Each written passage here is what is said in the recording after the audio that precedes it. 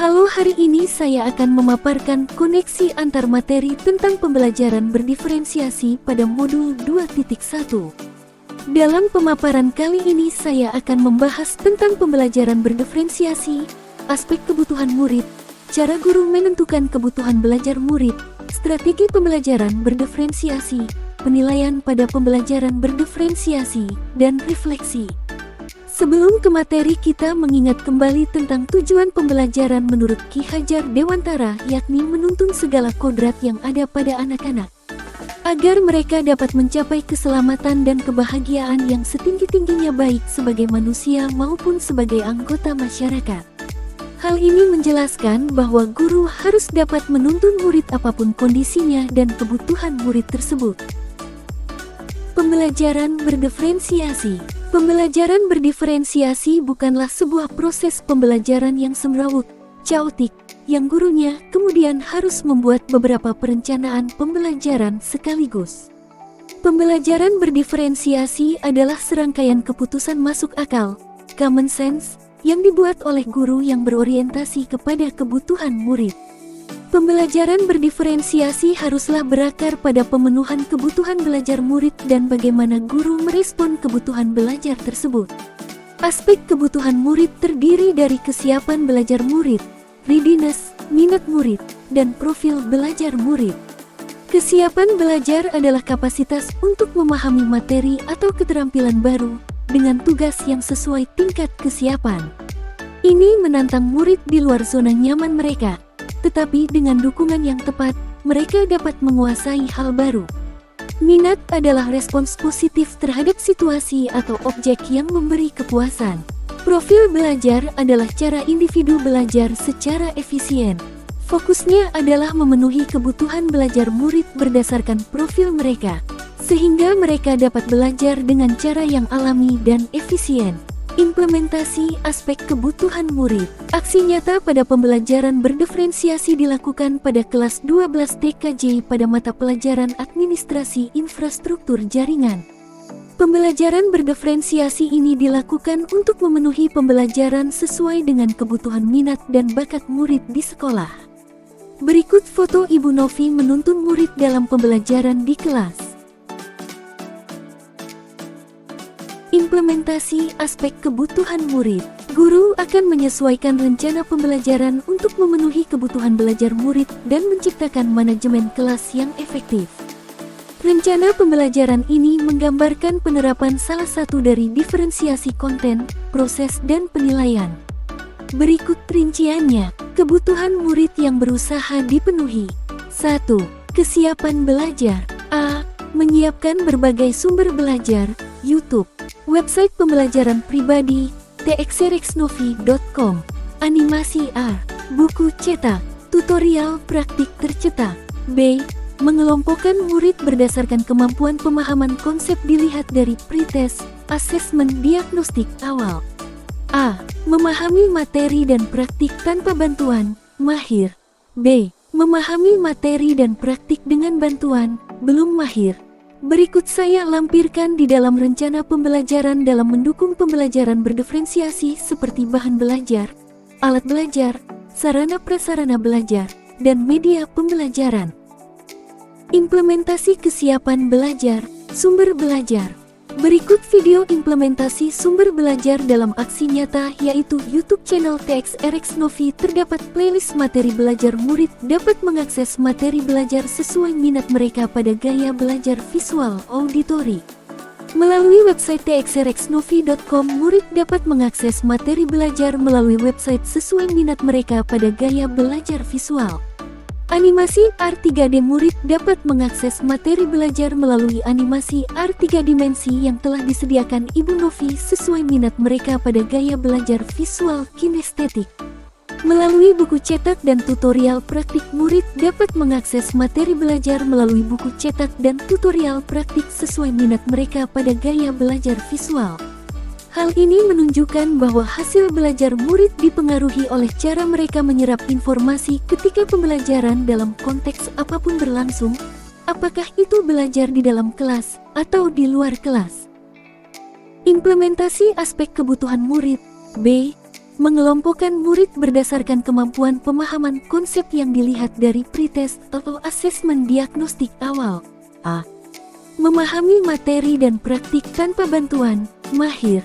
B. Memahami materi dan praktik dengan bantuan, belum mahir. 2. Minat belajar.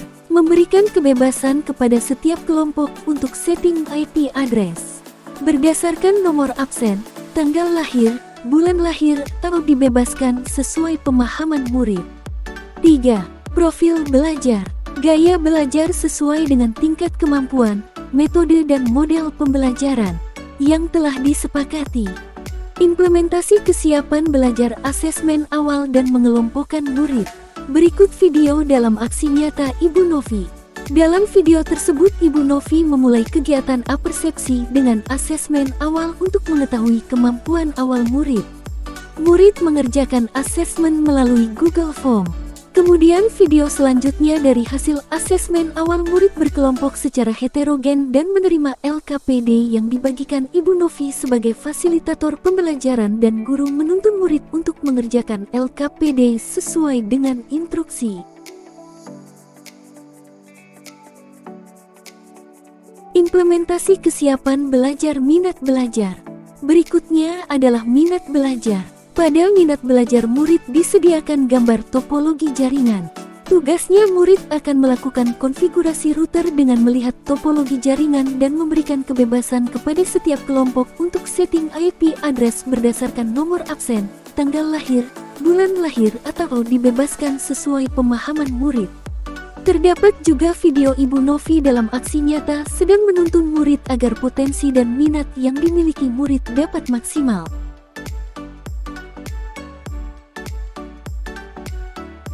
Cara guru menentukan kebutuhan belajar murid. A. Mengobservasi kemampuan murid sesuai tujuan pembelajaran. B.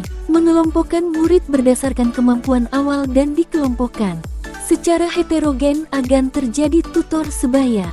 C. Memberikan pertanyaan lanjutan kepada murid yang memerlukan bantuan atau tantangan lebih. D. Menyiapkan sumber belajar yang beragam. E. Menganalisis dan merefleksikan hasil capaian setiap kelompok belajar muridnya. Strategi pembelajaran berdiferensiasi yang diterapkan. 1. Konten. Mode pengajaran yang bervariasi, misalnya verbal, visual, berirama, demonstrasi praktek. Versi video atau audio dari arahan dan atau presentasi untuk siswa yang belajar lebih baik dengan mendengarkan atau menonton berulang kali. 2. Proses. Penggunaan waktu yang fleksibel, pilihan kondisi kerja, misalnya sendirian atau bersama pasangan, duduk atau berdiri, dengan tenang atau dengan percakapan. 3. Produk. Guru memanfaatkan minat murid dalam merancang produk dan penilaian kinerja. Opsi bagi murid mengusulkan produk alternatif. Konfigurasi router yang telah dapat mengakses internet kemudian dapat menyebarkan Wi-Fi sesuai dengan user profil, dapat blokir situs yang ditentukan. Berikut rincian model, metode, dan pendekatan dalam pembelajaran berdiferensiasi pada rencana pembelajaran. 1. Model, Problem Based Learning, PBL. 2. Metode, diskusi kelompok, penugasan, praktik individu. 3. Pendekatan, TPACK, literasi. Bagaimana guru melakukan penilaian? A. Membuat catatan penilaian selama proses pembelajaran. B. Membuat penilaian berjenjang sesuai dengan tingkat kemampuan murid. Tujuan dari standar penilaian pendidikan adalah menciptakan proses penilaian yang mengarah pada tercapainya standar kompetensi lulusan. Proses penilaian dilakukan dan digunakan bukan hanya untuk menilai hasil akhir dari proses pembelajaran, namun yang paling penting adalah bagi perbaikan proses pembelajaran sehingga semua murid dapat mencapai kemajuan dalam proses belajarnya. Refleksi. 1. Setelah mempelajari pembelajaran berdiferensiasi terdapat perubahan pikiran yakni lebih terbuka terhadap pendekatan yang memahami dan memenuhi kebutuhan belajar murid. Lebih menyadari pentingnya memahami kesiapan, minat, dan profil belajar murid sebagai dasar untuk merancang pembelajaran yang efektif. Perubahan pemikiran ini dapat membantu mengaplikasikan strategi pembelajaran berdiferensiasi dengan lebih baik dan lebih efisien. 2. Pemahaman baru tentang pembelajaran berdiferensiasi dapat memberi wawasan yang lebih mendalam tentang pentingnya responsif terhadap kebutuhan murid. Menjadi lebih terbuka terhadap beragam strategi pengajaran dan penilaian yang dapat mendukung pembelajaran yang beragam.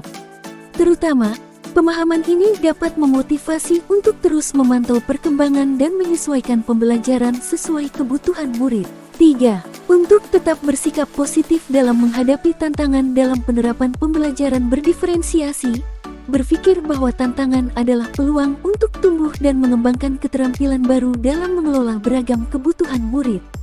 Mencari dukungan dari rekan guru atau sumber daya pendidikan lainnya untuk mendapatkan panduan dan ide-ide tambahan. Selain itu, evaluasi terus-menerus terhadap hasil pembelajaran dan refleksi diri. Demikian pemaparan koneksi antar materi modul 2.1 tentang pembelajaran diferensiasi dari saya. Jangan lupa like dan subscribe. Terima